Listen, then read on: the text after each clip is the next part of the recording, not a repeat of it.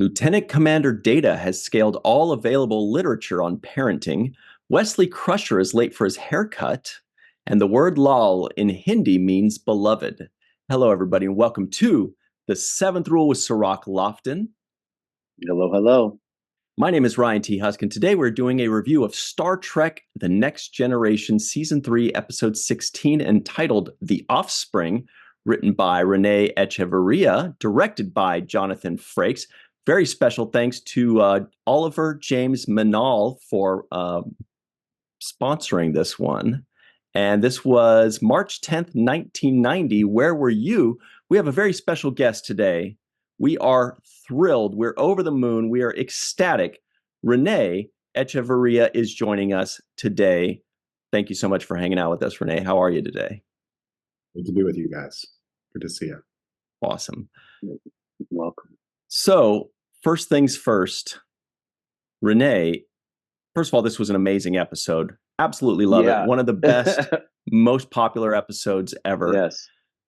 This was your first writing assignment or your first written episode in Star Trek. Is that correct? And can you please take us through that process?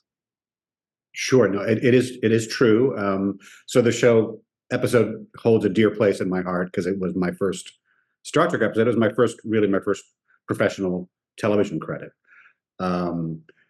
It came about a circuitous path. I was living in New York at the time. I'd graduated college and moved to New York. I'd been knocking around there for 5 or 6 years, working as a waiter, waiting tables to support myself. And the new Star Trek show came on the air, and I was a huge fan of the original series. So I sort of tuned in and was checking it out. And some point got it in my head, could I do that?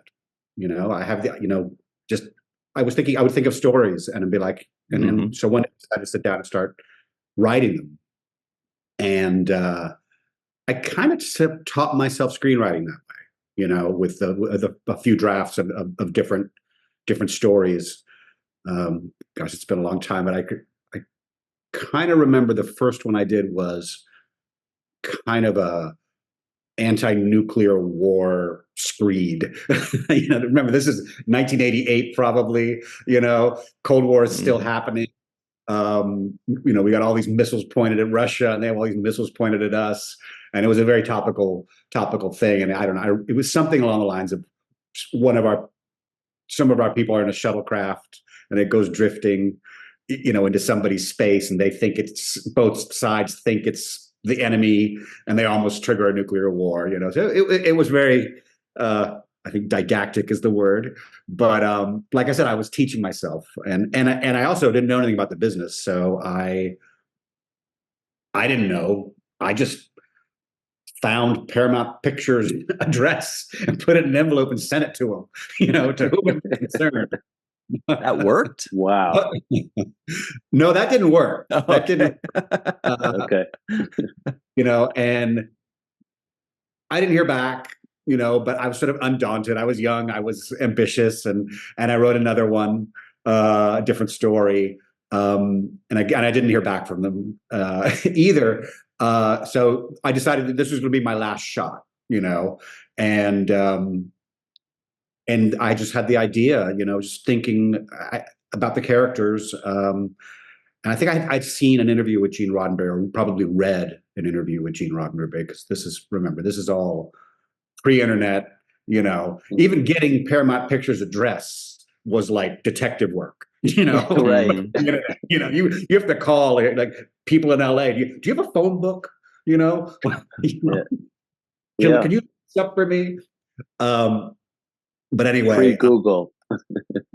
I had read an interview, probably in TV Guide magazine, which is another thing that doesn't exist anymore. I mean, you used to get in the Sunday paper, a flyer with a little booklet with what was going to be on TV that week. It was just a different world. But anyway, I read Gene say something about Data was Pinocchio, and that his greatest hope was to be human, to be, like Pinocchio. And that's when it clicked, this idea, well, what makes us human? Well, perhaps the desire to be a father, the desire to have children. And that was the inspiration. Wow. The script that you sent in, how close was it to what we ended up seeing on screen? And was there a process of rewrites that you went through, or coming in pitching the idea? How did that end up going? Well, so I sent it in, and what I didn't know is that at that point, Michael Piller had become the executive producer of the show. None of the episodes with his name on it had aired yet, so I didn't know, and he had also had the realization that there's a lot of fans out there, who have ideas. I think Ron Moore, who had recently been hired on staff, sort of showed him that, and he's the one who had just begun this program of reading spec scripts and hiring readers to do coverage, it's called in Hollywood, but very unusual for a television show. But Star Trek was unusual. It did have this fan base. And Michael knew, that the most precious thing to make the show fly was the quality of the stories. So I got lucky, and it got read by one of these readers. And months had gone by since I'd sent it in.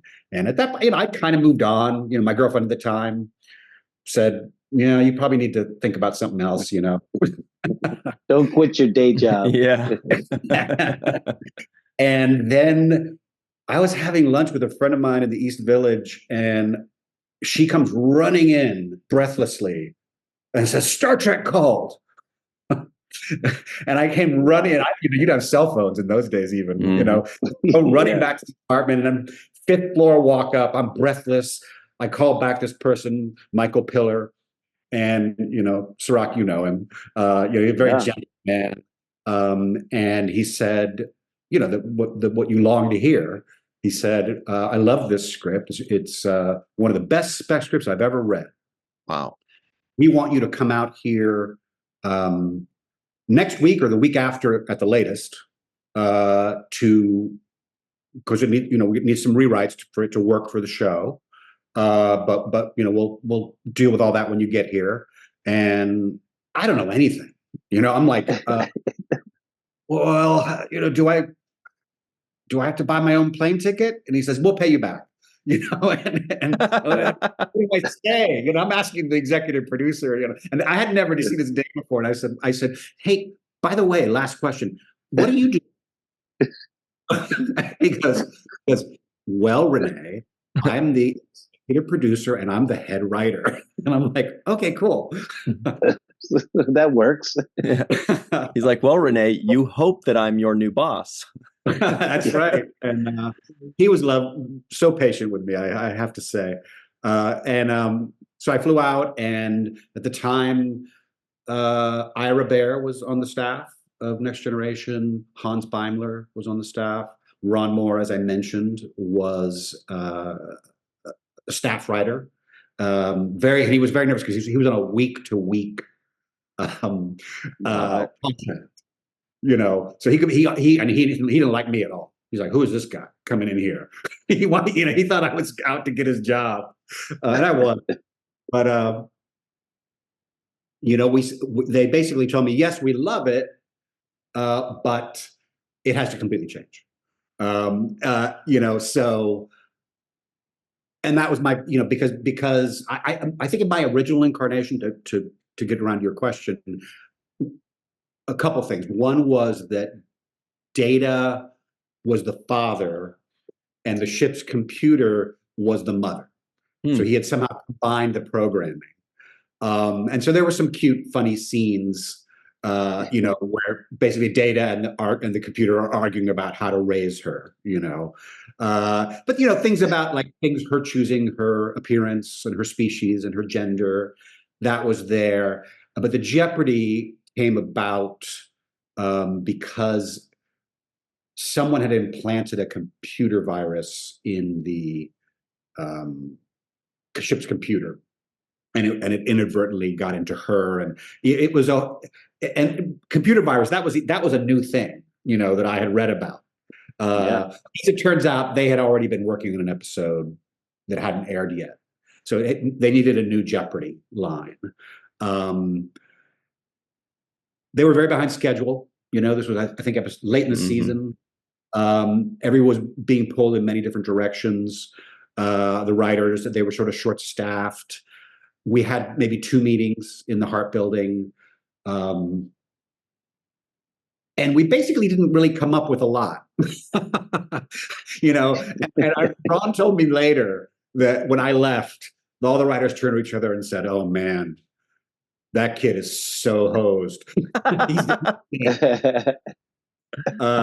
Because Michael at a certain point was like, "Oh, just go do your best. Go do." They were thrilled that it was going to be a bottle show. It was not. They were way behind, way over budget, so it was an inexpensive show to produce. It was basically 2 guest stars and some simple effects.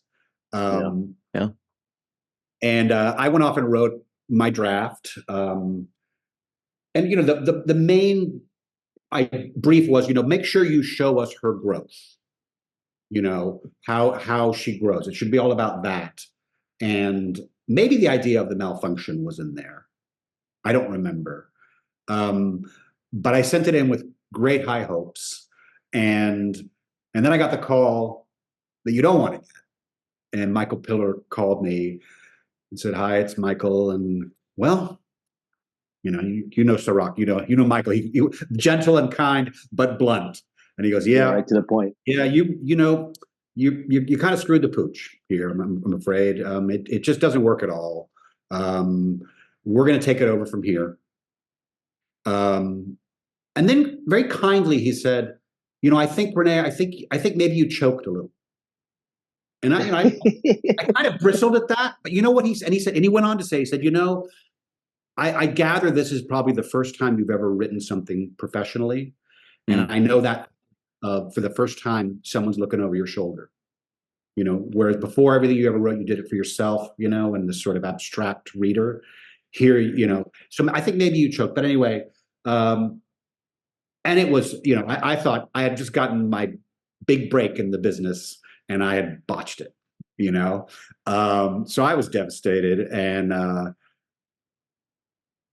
the person who did most of the rewrite was Melinda Snodgrass. And I'm very grateful to her because, she could have easily arbitrated to add her name to the script. And I'm confident she would have gotten that in an arbitration. And the culture at the time was Michael really wanted people to arbitrate, for credit on things. He felt he wanted the credits to accurately reflect who did the work. And she declined to, and so it aired with my name on it. And it was my idea, and it had some scenes that I wrote, but the whole Admiral Heftel story, that was the new Jeopardy that they sort of sustained the hour, and then and a lot of the trajectory. I think Melinda was a parent. Michael Piller was a parent. Some grown-ups came in and wrote it. I was 20. I don't know, 27, 28 years old. I was a long way before I had my first child. So, and I think they brought a lot of perspective and a gentle humor about things to it. And it turned out to be very lovely. Yeah, well, Rene, obviously you did something still very well because you went on to write a ton more in Star Trek afterwards. Was it immediate, or did you have to pitch again? What was the next step in you becoming more a part of the writers' team? I recall calling Michael Piller and asking him if I could pitch ideas, and he said, "Sure." And he let me pitch directly to him, and he listened and was like, "Yeah, that's interesting, but not quite. No, sorry. Yeah, no, I don't think so." And I think he gave me 2 20-minute pitch sessions. I was like, "Oh man," um, again, I felt like I had this opportunity. And then a few months after that, he called me. It might have even been the following season, in the fourth season. He called me out of the blue and said, "Hey, Rene, it's Michael. We have a story. It's dead. Nobody can figure it out, but I like the premise. It's about Beverly Crusher. We want to feature Beverly Crusher. We want to feature her skills as a doctor. We think the teaser is that we find some guy on a planet somewhere, and he's, half his body's ripped off. Just he's blown in half, but she brings him back to life. But that's all we got. That's all we got. So if you can crack this, I'll give you a chance to write it." Wow.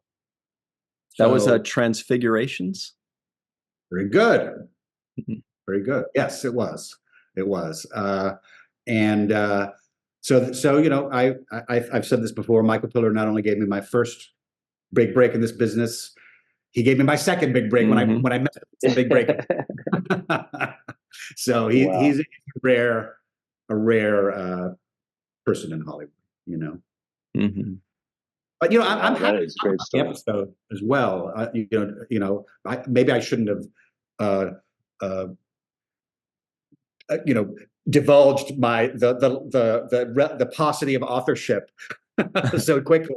I think that's I think, first of all, Rene, I think this is one of the best episodes I've ever watched. The emotions that I felt watching it were amazing. I wrote down a ton of lines from it. I thought it was just, the story was beautiful. It really was. Yeah. It was just so beautiful. And it brought me to tears. I was actually worried that I would be tearful just conducting this interview, because that's how I felt watching it. Specifically now as a father, it meant that much to me. One thing that I did love about it is, you mentioned Melinda, and to her credit, Measure of a Man is also one of my favorite episodes of this series. And so this is up there with the best episodes I've seen so far of The Next Generation. This is just great science fiction. And what it does is it paints Picard in a very good light, because he is in defense of Data and the rights of sentient beings. So I think that's one thing it accomplishes to a high level. The portrayal of Picard as this person who stands on righteousness, even willing to sacrifice his own career, per se, in Starfleet to make this point. So I thought that was great. The idea of parents was just amazing. But I wanted to talk specifically with one thing that ended up becoming a very relevant issue in today, and that is the idea of choosing gender as a person, having the ability, the right to do that. And I thought how prescient for this to kind of cover that subject matter when it is a very serious issue that we deal with today in society. So I thought that was one of the main home run topics that I could not believe that you guys were talking about, 30 years before it was even really an issue, or 20 years before. Yeah. So tell me about that. Well, part of that was, and you're right. I think part of that was that it was 1988, 1989. I was living in New York City. I was living in the East Village of New York City. And, I remember seeing RuPaul, when just starting out, there was a big gay community there, a big, at the time the word was transvestite, and it was a big part of the nightclub scene. I had a lot of gay friends, it was also, it was the AIDS epidemic as well was happening. So, all that stuff was very front and center. And as I said, that was a beat that I had in my original, both that that Lal chose their species and gender and basic appearance. And I was glad to see it go through. Wasn't necessarily, and it was so offhand, that it had its I guess its power, if you want to call it that. Star Trek at the time handled some of those issues, ahead of the curve, but often in an allegorical way, or with a kind of spin on it. We did that on Deep Space Nine with that episode with Jadzia, and a former host, a former relationship. Right. It was just, our concept was like. I mean, you dealt with the issue without, overly hitting us over the head with the significance of it. It just was presented, dealt with, and we moved on. But I thought it was very ahead of its time, relative to current standards. I also wanted to ask you, as a father, this was one of the greatest. I wrote down so many lines. I can't even tell you. Yeah. I mean, this is my little note sheet. But yeah, as I observe Law learning about her world, I share in her experience almost as though I am learning things over again. I mean, that's how it feels watching, watching your child learn things and go through things, and you start to see yourself in it, and you see your own facial expressions. You relearn things yourself. I doing homework and stuff. You start saying, hey, I know this. I'm learning it again, but I kind of know it already. So that just rang true to me, along with all other sentiments about parenting, that I can't understand how you got so well without being a parent as well. I mean, you did explain Michael Piller and Snodgrass's, fingerprints, but ultimately the idea of parenting, what a great subject matter to start with. Absolutely. And, I think what's even more remarkable in what, was crafted, what we all crafted, I'll take some credit, but Melinda and Michael especially, is that, and I'm remembering this now, when I got there, there was some friction in the staff. There were people who had already decided to move on. Melinda had already decided this was her last season. I believe Ira moved on as well. There have been several executive producers that year. Michael had just come in, and something had just gone down. And everyone kept walking around because we were talking about what the episode was going to be. And I didn't understand it. Everybody kept saying, well, yeah, but Data's a toaster. And I'd be like, yeah, Data's a toaster. Okay, what does that mean? Everybody kept saying, well, yeah, well, no, you can't do that. You can't have them get upset because Data's a toaster. And basically they had just gone through, and I don't know what episode it was, a big writing staff producer sort of showdown about Data and whether Data could feel anything ever. And it came down, it was a thing that reached all the way up to Gene Roddenberry, who, the thing I said earlier today, who basically said, he came in and said, look, the minute Data has emotions, his story is over. His journey is over. He wants to be human. It's that want that makes him interesting and different from everybody else.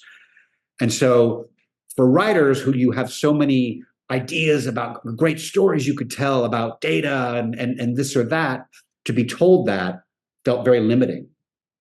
But it's the kind of thing that I came to learn over the years.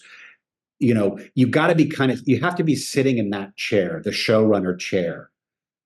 Sometimes you get the perspective, where you have to look at the good of the entire series and the life of the series that you want to run for 5, 6, 7 years, and not just one good episode. And so it was a hard call for them to hear.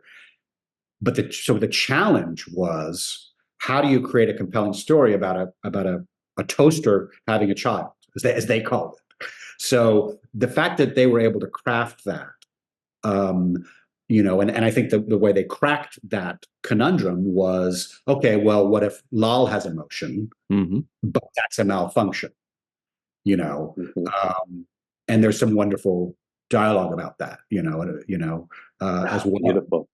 And so she was able to feel things, even though Data technically wasn't. Though we always yeah would project feelings onto him. He could tell he wanted, but there was that was Brent. The actor brought something. Right. I was going to say that's what worked for the audience, is that sure, you can't give Data emotions, and sure, Lal, her emotions are a malfunction and all this, but the audience is feeling those emotions because they can put themselves in that position, and they're not an android. They know, if I were in this position, I would be very sad. We are very sad for Data.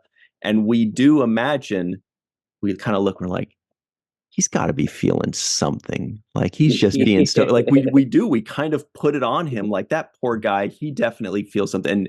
And the actor Brent Spiner, yes, he gives us just a tiny little glimmer, or a little lean, or a little head nod that makes us say, that's like the root of an emotion or something there.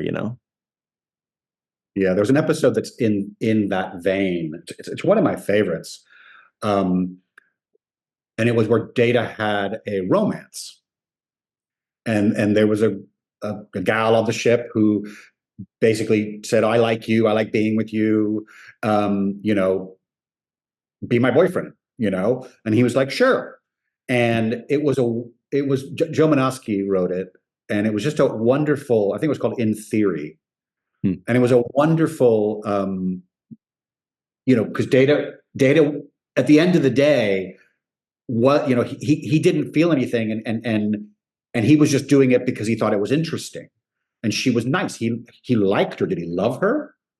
No. And she realizes that and breaks up with him, and he's not even sad, and she's kind of realizing that the whole thing was her own. It was her neediness that, I don't know if you guys remember that episode, but it's a small gem. I do vaguely. I remember Data. I think he's pretending to be mad in an argument just because he thinks that's how humans are supposed to feel. Or basically, he's going through the motions for her benefit. And then she ends up kind of finding out, wait a minute, you're not really feeling anything. You're just going through the motions. But it's sad. It's funny. We go through the whole gamut of emotions because it's a great script.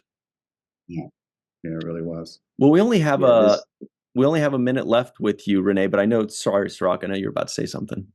I just wanted to double congratulate you on this episode. I mean, it's so fantastic. Like I said, moved me to tears, had me laughing. Literally, I was laughing a few times out loud. And as I was laughing out loud, I wrote down LOL, and I realized, well, that's law. So thank you for the laughs. Thank you for the cries. I just feel like you really gave us something special that is in the vein of like, The Visitor. Even though it's telling the story of these androids, it talks about the story of being a parent more than anything. And I think that's one of the real gems that I walk away with. I also wanted to ask really quickly about Jonathan Frakes. Was that a luck of the draw that you get Jonathan Frakes to direct this episode, who has this sensitivity with with his directing style and with getting the best out of actors? It was my first episode. It was also his first episode as a director. It was a very lucky match because it was, simple, and for your first episode, it's like, hey, it's about actors, it's about performances, it's not about getting fancy, so in that regard, and obviously he went on, it was just something he thought he wanted to try, and he went on obviously to probably be the most prolific of all of that Star Trek actors in terms of directing, so yeah, he really is. I agree 100%. So I mean, what a great match for you both to have your first on an episode as really remarkable as this. Very few episodes move me to the level of tears that I watch, and very few. I just don't get connected that much. But this had me literally teared up. So once again, Renee, thank you so much for being with us, sharing the story, and also giving the Star Trek world such a beautiful gift. And also thanks to Michael Pillar too for having the foresight to say, let's reach into the audience and the fan base and bring in some great stories for the franchise. Amazing for Michael Pillar to bring that also contribution to this Star Trek. And the humanity to do so as well. Because a lot of times you give somebody a first chance, and Rene, you say you felt like you botched it. A lot of people would have just moved on, but he was like, you know what? I'm going to give this guy some more opportunities because he's got something. You wowed him initially. He didn't let that go. And I do think that's great by Michael Pillar. I wish I'd known him. He seems like an amazing guy.